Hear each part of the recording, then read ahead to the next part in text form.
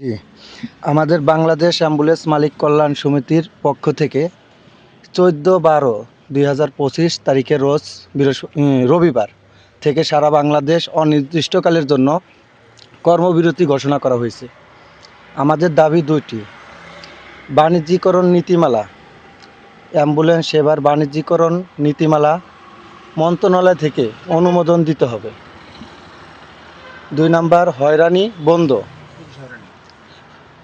নীতিমালাটি না হওয়া পর্যন্ত, জি সেটাই বলতেছি স্যার, নীতিমালাটি না হওয়া পর্যন্ত পুলিশের হয়রানি বন্ধ করতে হবে। যেমন এই নীতিমালাটি না হওয়া পর্যন্ত পুলিশ মামলা যাতে না দিতে পারে, সেই সংক্রান্ত বিষয়টি পুলিশকে বন্ধ রাখতে হবে। আসসালামু আলাইকুম রহমতুল্লাহি বরকাতু। আমি মোহাম্মদ হবির হোসেন, বাংলাদেশ অ্যাম্বুলেন্স মালিক কল্যাণ সমিতির পশ্চিমের সভাপতি। আমি বাংলাদেশ সরকার এবং ডক্টর ইউনূস সাহেবকে আমি স্যারকে বলতে চাই যে আপনাদের যে আমাদের আজকাল 9 বছর ধরে অ্যাম্বুলেন্সের যত সমস্যা, আমরা কিন্তু অবৈধ আছি। আমরা বৈধতার লিগে আমরা এই 9-10 বছর আমরা প্রতিদিন দুয়ারে দুয়ারে আমরা ঘুরছি, কিন্তু আমরা কোনোখান থেকে আমরা সংশোধন পাই নাই। আমরা দেখেন এর আগেও 2বার করে ধর্মঘট ডাকছি, আমাদের ঊর্ধ্বতন কর্মকর্তা প্রশাসন ডাক দিয়ে আমাদের এটা উঠিয়ে নিয়েছে। তারপর আমরা মানববন্ধন করছি, কিন্তু এখন বর্তমানে যে সমস্যা আমরা পড়ছি, আমাদের একটা গাড়ি এখান থেকে নিউরো সায়েন্সে গেলেই একটা গাড়ি 10 থেকে 20,000 টাকা মামলা হয়ে যায় আমাদের। যেখান থেকে এই গাড়িতে প্রশাসন ধরে আমাদের গাড়িতে লেখা আছে ভাড়ায় কিন্তু নো। আমরা এখানে ভাড়া মারি, আমরা ভাড়ায় চালিত গাড়ি, আমরা ভাড়ায় চালিত কেন নেবো? আমাদের 52 বছর ধরে আমাদের কোনো নীতিমালা নাই। আমি ঊর্ধ্বতন কর্মকর্তাকে আমরা বলি, আমাদের দেওয়ালে পিঠ থেকে গেছে, আমাদের উপর মহলের যদি ডাকে আমাদের নেতৃবৃন্দ সবাই মিলে লিখিত ডকুমেন্ট যদি আমরা পাই, আমাদের ধর্মঘট কর্মবিরতি বলেন, আমরা সবার মাধ্যমে বসে আমরা উঠানোর চিন্তা ভাবনা করবো। দুর্ভোগ আমরা কখন বাংলাদেশে অ্যাম্বুলেন্স মালিক কল্যাণ সমিতির দুর্ভোগ সেটা আমরা সবসময় মানুষকে সেবা দিতে চাই। আমাদের কামই সেবা। দেখেন, আমার একটা ড্রাইভার রাত ভরে একটা গাড়িতে ঘুমায় থাকে, এই প্রান্ত থেকে ওই প্রান্তে যায়, আমরা কিন্তু টাকা অ্যাডভান্স নেই না। আমার একটা মালিক বাসায় ঘুমায় থাকে, রাত 2টা নয় 3টার নয় ফোন দেয়, ফোনের মাধ্যমে কিন্তু আমার সেবাটা দেই, আমরা কিন্তু অ্যাডভান্স কোনো টাকা নেই না।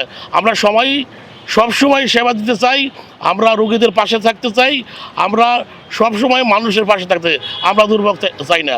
আর বাংলাদেশ যদি এই ধর্মঘটের মাধ্যমে কোনো যদি রোগীর কোনো সমস্যা হয়, বাংলাদেশ অ্যাম্বুলেন্স মালিক কল্যাণ সমিতি ইহা কোনো দায়ভার নেবে না। 2023-24-25 যেই আয়করটা আমাদের মালিকরা দিতে পারে নাই, ওই আয়করটা দিতে চাচ্ছে তারা, কিন্তু নেয় নাই। দেখা যায় 2025 সালে ওই আয়করটা আমরা ট্যাক্স করতে গেছি, দেখা যায় 2 লাখ 2.5 লাখ 3 লাখ টাকার মতো ট্যাক্স আসছে আমাদের। ওই 3 বছর এবং ওই 25 সালে 26-এর ট্যাক্স নিয়ে 4 বছরের ট্যাক্স আমাদের মালিকরা দিতে পারে নাই। আমরা রাস্তায় গাড়ি চালাই, এই জন্য জায়গায় জায়গায় সার্জেন্ট পুলিশ আমাদের গাড়ি ধরে, দলে দেয়। 3-4 বছরের ট্যাক্স হলো আমাদের দেওয়া হয় নাই, আমাদের মামলা দেয়, আমাদের অনেকক্ষণ গাড়ি ড্যাম্পিং করে। এই ক্ষেত্রে আমরা খুব পুলিশের হয়রানি হই, তাই আমরা গাড়ি চালাইতে যাচ্ছি না। আমরা 14 তারিখ থেকে আমরা আর আসলে অ্যাম্বুলেন্স চালাবো না। আমরা তো চাচ্ছি যে আমরা সর্বদা সেবা দেওয়ার জন্য, কিন্তু আমরা এখন পরিস্থিতির শিকার। আপনি দেখেন, আমরা রাস্তায় বের হলে আমাদের গাড়ি সার্জেন্ট ধরে মামলা দিচ্ছে। আমরা 2,000 টাকা ভাড়া গিয়ে 3,000 টাকা ভাড়া গিয়ে যদি আমরা 15,000 20,000 25,000 30,000 টাকা তুলি মামলা খাই, তাহলে আমরা কিভাবে গাড়ি চালাবো বলেন? কারণ আমাদের গাড়ির আসলে আমাদের অ্যাম্বুলেন্সের কোনো নীতিমালা নাই। 2021 করোনাকালীন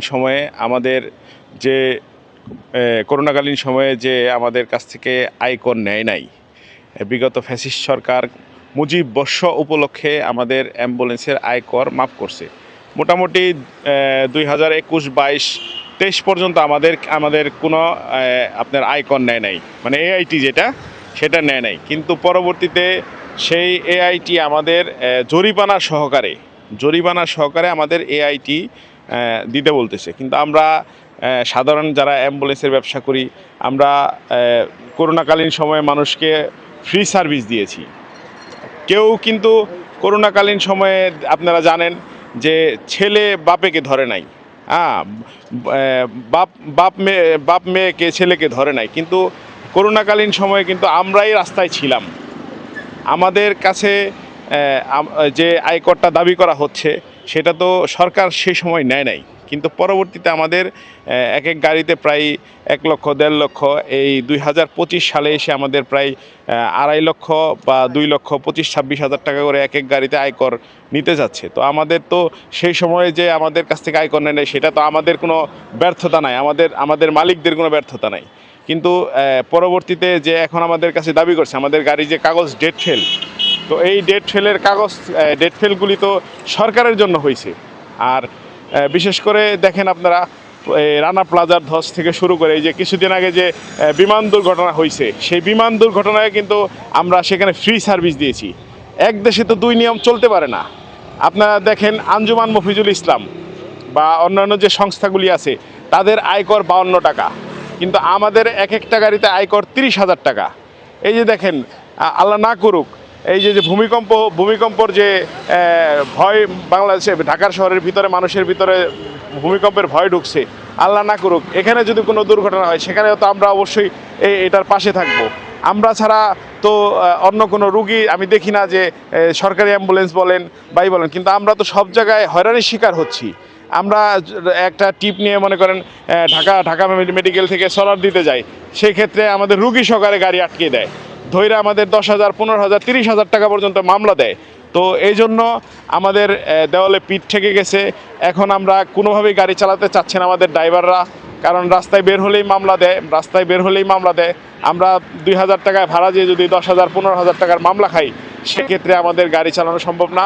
এজন্য আমাদের বাংলাদেশ অ্যাম্বুলেন্স মালিক কল্যাণ সমিতির সিদ্ধান্ত অনুযায়ী আমরা 14 তারিখ ভোর 6টা থেকে আমাদের অনির্দিষ্টকালের জন্য আমরা কর্মবিরতিতে চলে যাব। কারণ আমাদের যে ইসের কাজ, বিআরটি কর্তৃপক্ষ যে আমাদের নীতিমালার কাজ চলতেছে, এটা এই পর্যন্ত আমাদেরকে তারা 15 দিনের সময় নিয়েছিল, কিন্তু তারা আমাদেরকে এই পর্যন্ত কোনো সুরাহা দেয় নাই। আমাদের প্রতিনিয়ত আমরা হয়রানির শিকার হচ্ছি। এজন্য আমরা 14 তারিখ থেকে আমরা কর্মবিরতিতে চলে যাব।